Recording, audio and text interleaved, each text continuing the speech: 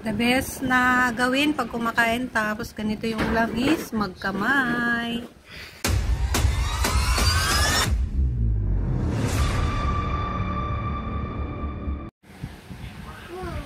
Hello mga kacharis! For today's video ay ulam namin ngayong Holy Week ay etong salad na pako. Sa akin lang to mga kacharis kasi hindi naman kumakain yung mga anak ko ng ganito.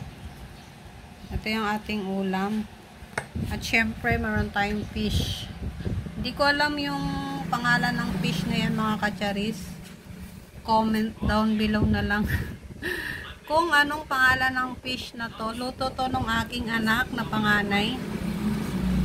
Ayan, kain po tayo. Hindi po kami nag-meet simula nung nag-start yung, Monday pala kami nag-chicken. Simula nung Martes hindi kami nag-kain ng ng mga meat. Tapos yung aming ulam puro isda, gulay. Tapos sa kids ko namang dalawang maarte is egg. Tapos may gulay yun. Tapos syempre kain ng time. Ito yung aking kanin mga kacharis. Kanin ko pa to kagabi. Black rice. Ang ating kanin. Yan, syempre 2 kutsara lang yung aking kinakain every meal. Tapos kanin ko pa yung mamayang gabi. Mga hanggang dito. Tapos kanin ko pa bukas. Diba ang tipid ni Mama Ann? Kuha na tayo ng fish.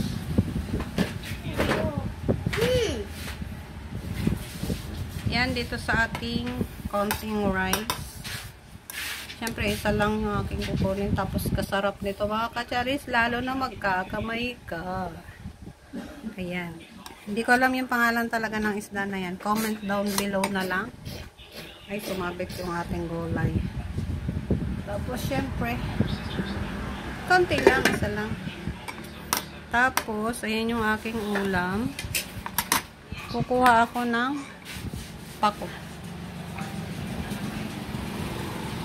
Yan ang ating ulam for today's video mga kacharis. Kain tayo. O, diba?